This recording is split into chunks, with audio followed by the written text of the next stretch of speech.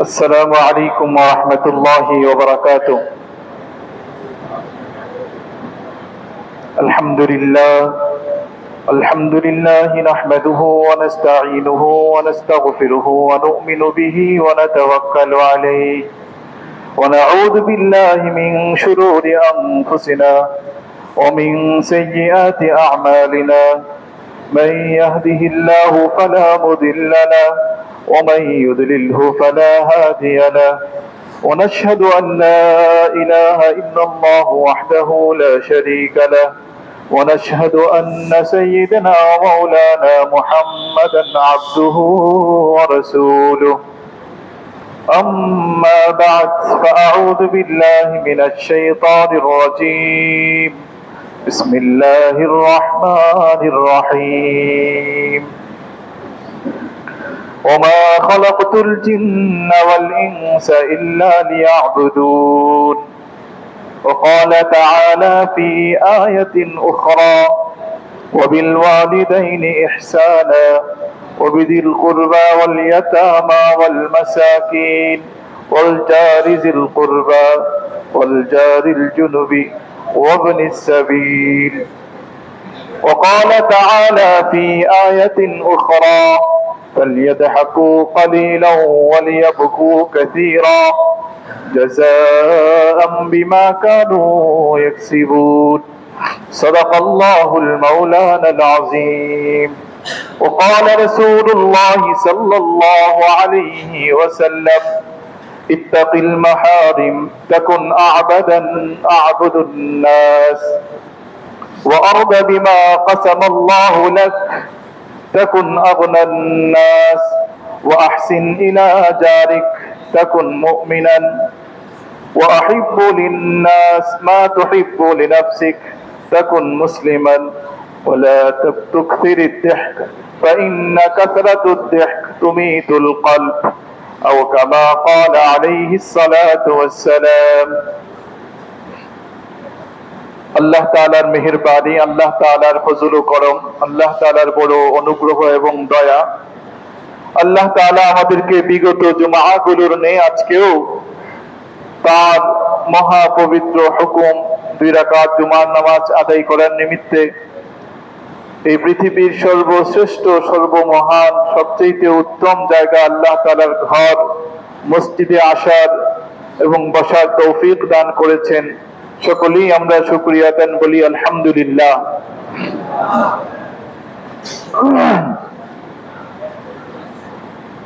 আজকে আপনাদের সামনে আল্লাহ তাআলার মহা পবিত্র গ্রন্থ আল কোরআন থেকে কয়েকখানা আয়াত তিলাওয়াত করেছি এবং রাসূল করিম সাল্লাল্লাহু আলাইহি ওয়াসাল্লামের অসংখ্য আহাদিসে মুবারাকা থেকে একখানা হাদিস আমি তিলাওয়াত করেছি।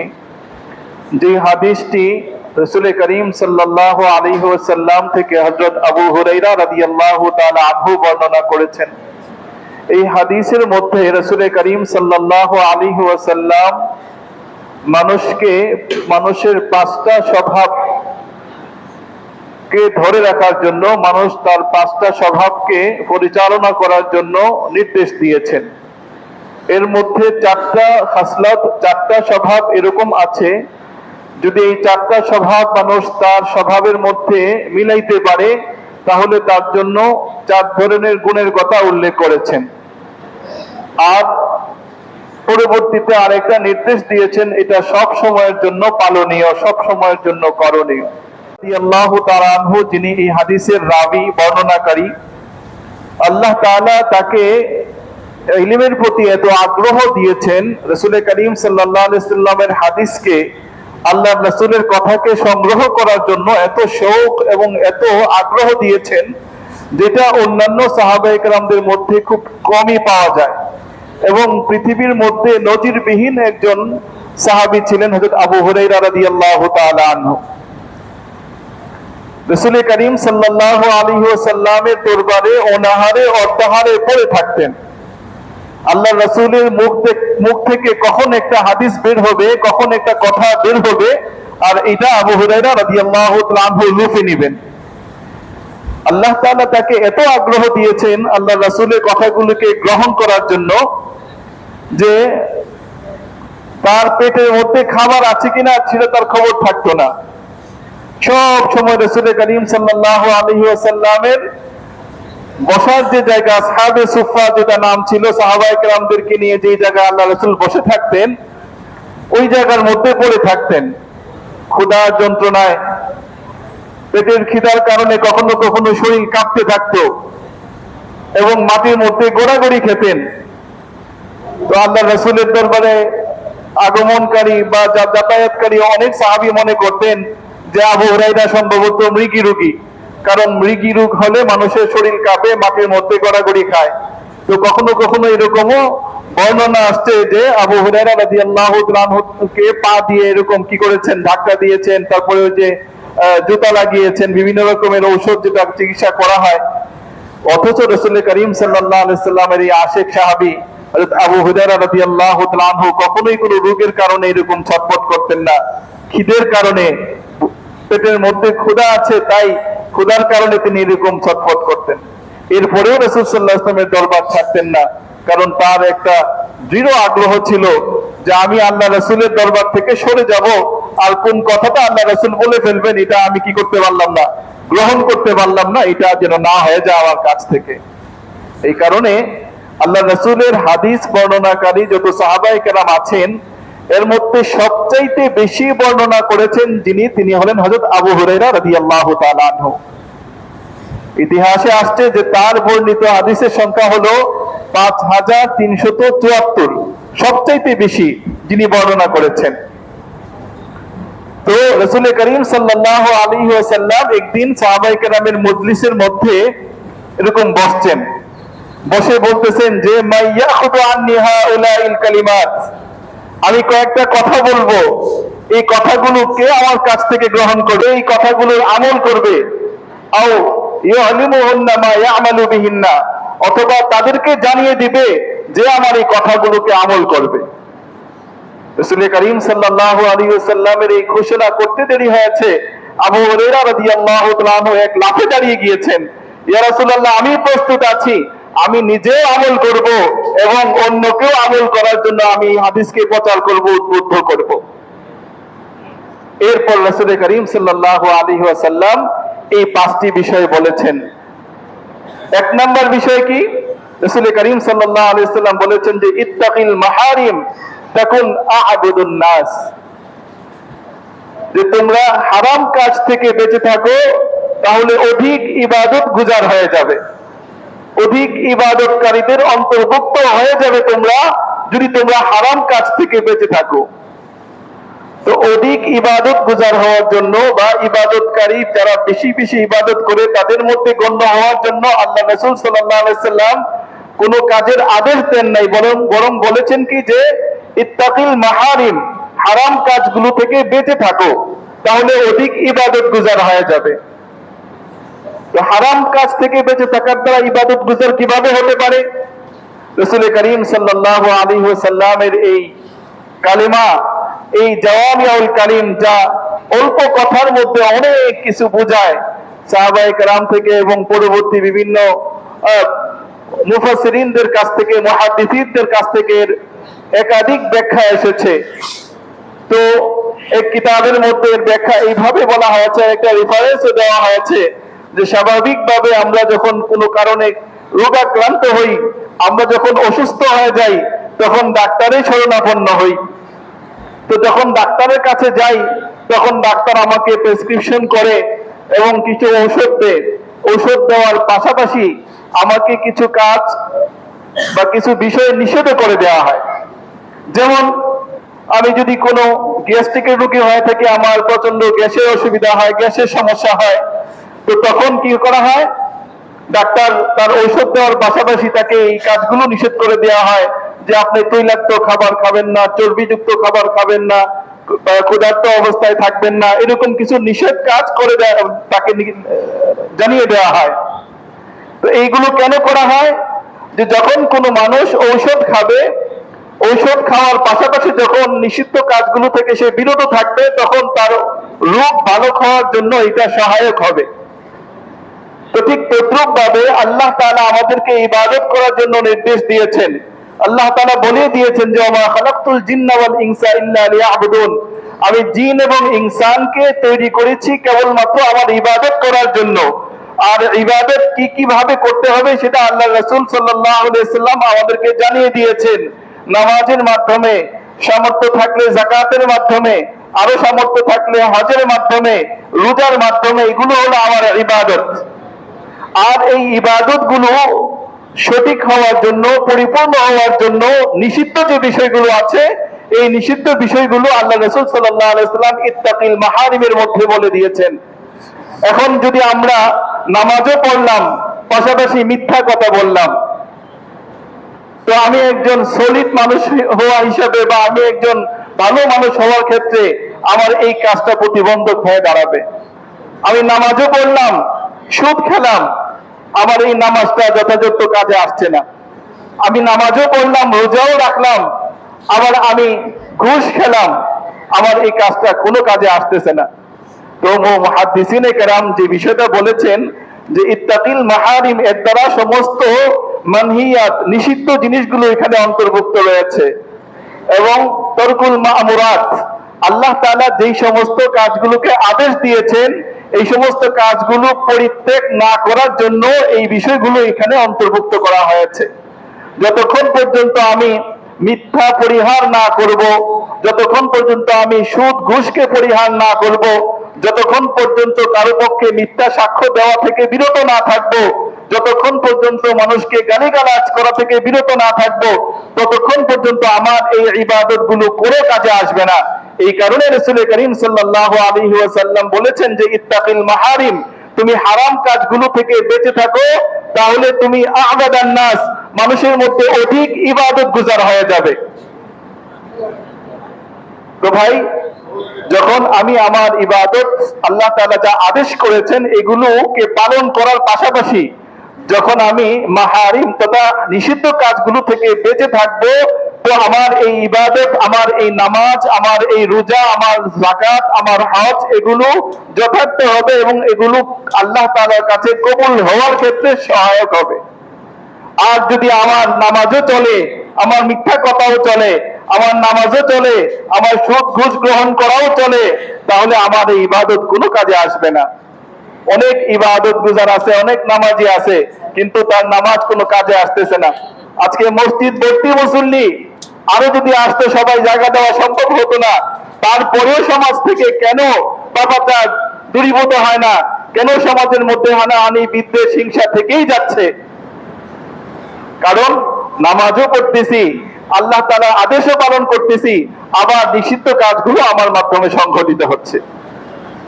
এই জন্য রাসূল করিম সাল্লাল্লাহু আলাইহি সাল্লাম বলেছেন ইত্তাকিল মাহারিম তাকুন আ'বাদান নাস, তুমি হারাম কাজগুলোকে বর্জন করো, তাহলে তুমি অধিক অধিক ইবাদত গুজারদের অন্তর্ভুক্ত হয়ে যাবে। দ্বিতীয় যে নসিহা রাসূল করিম সাল্লাল্লাহু আলাইহি সাল্লাম করেছেন সেটা হলো ওয়া আরদা বিমা কাসামাল্লাহু লাক, ওয়া আরদা বিমা কাসামাল্লাহু লাক তাকুন আগনান নাস, ওয়া আরদা বিমা কাসামাল্লাহু লাক, আল্লাহ তাআলা তোমাকে যা দিয়েছেন, তোমার কিসমতে, তোমার ভাগ্যে যা রেখেছেন, সেটাকে তুমি গ্রহণ করো এবং তার উপরে সন্তুষ্ট থাকো, তাহলে কি হয়ে যাবে? তখন আগনান নাস, মানুষের মধ্যে সবচেয়ে বেশি ধনী হয়ে যাবে। তো ভাই, আমাদের মধ্যে এরকম অনেক কোটিপতি আছে, লক্ষ লক্ষ কোটি কোটি টাকা আছে, আমরা তাদেরকে অনেক ধনী বলি। প্রকৃত পক্ষে কোন একজন কোটিপতির কাছে আপনি তার বাস্তবতা জিজ্ঞেস করুন যে ভাই, আপনার মনে প্রশান্তি আছে কিনা, আপনি সুখ শান্তিতে আছেন কিনা? 99.99% লোকেদের কাছ থেকে আপনি এই জবাবটাই পাবেন যে আমার অমুক পেরেশানি আছে, অমুক পেরেশানি আছে, অমুক পেরেশানি আছে। তাহলে বোঝা গেল ভাই, বেশি বেশি ধন সম্পদ থাকা এটা সুখের কারণ নয় এবং ধনী ব্যক্তি হওয়ারও কারণ নয়।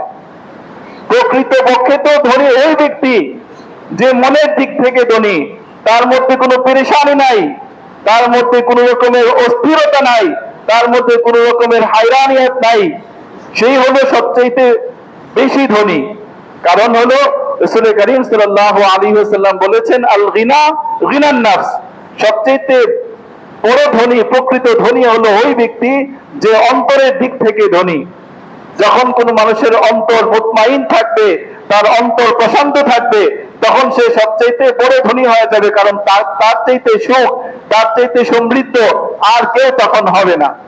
এই কারণে রাসূল করিম সাল্লাল্লাহু আলাইহি ওয়াসাল্লাম বলছেন যে ওয়ারদা বিমা কাসাবাল্লাহু লাক, আল্লাহ তাআলা তোমার ভাগ্যে যা লিখেছেন, যা রেখেছেন, এতেই তুমি সন্তুষ্ট থাকো।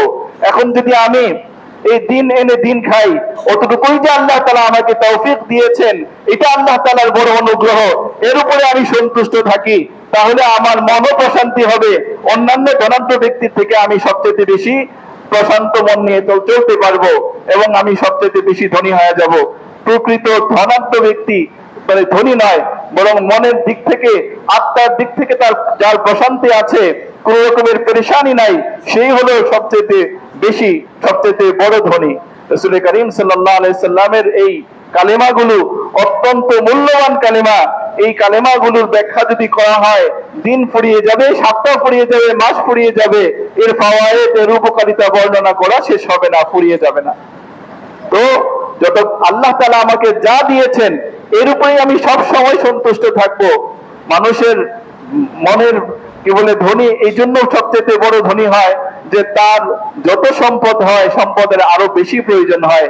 একজন মানুষ যখন ইন্তেকাল করবে, আর যদি সে জান্নাতবাসী হয়ে থাকে, তো আল্লাহ তাআলা কাল কিয়ামতের দিন যখন বিচার আদালত করবেন, এরপরে যাদের কপালে জান্নাত রাখবেন, ন্যূনতম যিনি জান্নাতি হবে তাকে আল্লাহ তাআলা 10টা জান্নাত দিবেন। কেন 10টা জান্নাত দিবেন ন্যূনতম জান্নাতীকে? কারণ দুনিয়াতে আল্লাহ তাআলা মানুষকে এমন এক তবিয়ত দিয়ে বানিয়েছেন যে তার সম্পদের কোনো অভাব শেষ হয় না। যত সম্পদ চাই তো আরো চাই, যত সম্পদ চাই তো আরো চাই। একজন মানুষের যদি এই দুনিয়ার 10 দুনিয়ার সমান সম্পদ থাকতো, তাহলে হয়তো বা সে সন্তুষ্ট হইতো। এই কারণে আল্লাহ তাআলা বলেছেন যে আল্লাহ যা দিয়েছে তার উপর সন্তুষ্ট থাকো, তুমি যখন জান্নাতে যাবে তখন তোমার এই আশা পূরণ করা হবে। এই জন্য ন্যূনতম জান্নাতীকে আল্লাহ তাআলা 10 দুনিয়ার সমান এক জান্নাত দান করবেন। তৃতীয় যে কালিমা রাসূল করিম সাল্লাল্লাহু আলাইহি ওয়াসাল্লাম বলেছেন, সেটা হলো ওয়াহসিন ইলা জারিক, ওয়াহসিন ইলা জারিক তাকুন মুমিনান। তোমার প্রতিবেশীর সাথে তুমি সদাচরণ করো, প্রতিবেশীকে তুমি ভালোবাসো, তাহলে তুমি মুমিন হয়ে যাবে। রাসূল করিম সাল্লাল্লাহু আলাইহি ওয়াসাল্লামের ঈমানের যে দিক বা ঈমানের পূর্ণতার যে বিষয়, এই বিষয়টা রেখেছেন প্রতিবেশীকে ভালোবাসার মাধ্যমে। অন্য এক হাদিসে রাসূল করিম সাল্লাল্লাহু আলাইহি ওয়াসাল্লাম বলছেন যে লা ইউমিনু বিল্লাহি ওয়াল ইয়াউমিল আখির মান কানা ইউমিনু বিল্লাহি ওয়াল ইয়াউমিল আখির ফালইউকরিম জারহু। যে ব্যক্তি তার প্রতিবেশীকে সম্মান করে না, সে কি হয় না, কিয়ামত এবং মুমিন কি বলে ঈমান তার হইতে পারে না। তো ভাই, আমার প্রতিবেশীর সাথে সদাচরণ করা, প্রতিবেশীকে ভালোবাসা, এটা ঈমানের একটা অংশ, ঈমানের সাথে সংশ্লিষ্ট বিষয়। যতক্ষণ পর্যন্ত আমি আমার প্রতিবেশীর কাছে আমি ভালো না হতে পারি, আমার প্রতিবেশী আমার কাছ থেকে উপকার না পাক, অন্ততপক্ষে আমার কাছ থেকে কোনো কষ্ট সে পায় না, ততক্ষণ পর্যন্ত আমি প্রকৃত মুমিন হইতে পারি না। ওয়াহসিন ইলা জারিক, আপনার প্রতিবেশীকে আপনি অনুগ্রহ করেন, এর মানে এই নয় যে তাকে আপনি প্রতিদিন সম্পদ দিয়ে, প্রতিদিন খাবার দিয়ে, প্রতিদিন বিভিন্ন রকমের সহযোগিতার মাধ্যমে সহযোগিতা করেন, তা নয়। রাসূল করিম সাল্লাল্লাহু আলাইহি ওয়াসাল্লাম বলেছেন যে একজন প্রতিবেশীর সাথে আরেকজন প্রতিবেশীর দেখা হয়েছে আর পরস্পরের মধ্যে সালাম বিনিময় হয়েছে, এইটাও তার প্রতি ইহসান করা হলো, তার প্রতি অনুগ্রহ করা হলো। কিভাবে? আসসালামু আলাইকুম ওয়া রাহমাতুল্লাহ বলেছে যে আল্লাহ তাআলার শান্তি এবং আল্লাহ তাআলার রহমত আপনার উপর বর্ষিত হোক, তার মানে হলো তার জন্য শান্তির দোয়া কামনা করেছে, এটাও তার প্রতি একটা ইহসান করেছে, একটা অনুগ্রহ করেছে। এইভাবে ছোট ছোট বিষয়ের ক্ষেত্রেও আমরা কি করতে পারি, প্রতিবেশীর সাথে যদি আচরণ করি, এইটাও রাসূল করিম সাল্লাল্লাহু আলাইহি ওয়াসাল্লামের হাদিসের এই মিসদাক হাদিসের মধ্যে আমরা অন্তর্ভুক্ত হয়ে যাব। তো ভাই, আমরা যতক্ষণ পর্যন্ত কোনো প্রতিবেশীর সাথে আমাদের আচরণ সুন্দর না হবে, সৎ না হবে, ততক্ষণ পর্যন্ত আমাদের ঈমানের মধ্যে পূর্ণতা আসবে না। যখন আমার প্রতিবেশী আমার থেকে নিরাপদ হয়ে যাবে, আমার প্রতিবেশী আমাকে দেখে আতঙ্কিত হবে না, আতঙ্কগ্রস্ত হবে না, তখন বুঝতে হবে যে আমার কাছে বা আমার ঈমানের মধ্যে পূর্ণতা এসেছে। তাই রাসূল করিম সাল্লাল্লাহু আলাইহি সাল্লাম বলেছেন যে ওয়া আহসিন ইলা জারিক তাকুন মুমিনান, তুমি তোমার প্রতিবেশীকে কি করো, তোমার প্রতিবেশীকে তুমি অনুগ্রহ করো, ইহসান করো, সৎ আচরণ করো, ভালোবাসো, তাহলে তুমি মুমিন হবে।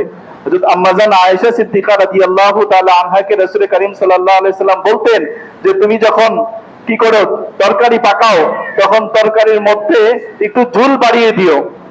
আবু যর রাদিয়াল্লাহু তাআলা আনহুকে এই কথা বলেছেন, আয়েশা রাদিয়াল্লাহু তাআলা আনহাকে বলেছেন যে যে ছাগলের যে খুর আছে, এই খুরের একটা অংশ হলেও তোমার প্রতিবেশীকে তুমি দিয়ে দাও। এতে করে পরস্পরের মধ্যে ভালোবাসা, হৃদ্যতা, আন্তরিকতা তৈরি হয়। আর যখন মানুষ পরস্পরের মধ্যে হৃদ্যতা, আন্তরিকতা থাকে, তখন মানুষের ঈমানের মধ্যে পূর্ণতা আসে। চতুর্থ যে বিষয়টা রাসূল করিম সাল্লাল্লাহু আলাইহি ওয়াসাল্লাম বলছেন যে ওয়াহিব্বু লিন-নাস মা তুহিব্বু লিনাফসিক, তুমি মানুষের জন্য তাই ভালোবাসো যা তুমি অন্যের জন্য, যা তুমি নিজের জন্য ভালোবাসো। অর্থাৎ নিজে যে জিনিসটাকে পছন্দ করো, অন্যের জন্য তাই পছন্দ করো। নিজের জন্য যে জিনিসটাকে কল্যাণকর মনে করো, অন্যের জন্য সেই জিনিসটাকে কল্যাণকর মনে করো। তখন মুসলিমান, তাহলে তুমি প্রকৃত মুসলমান হয়ে যাবে।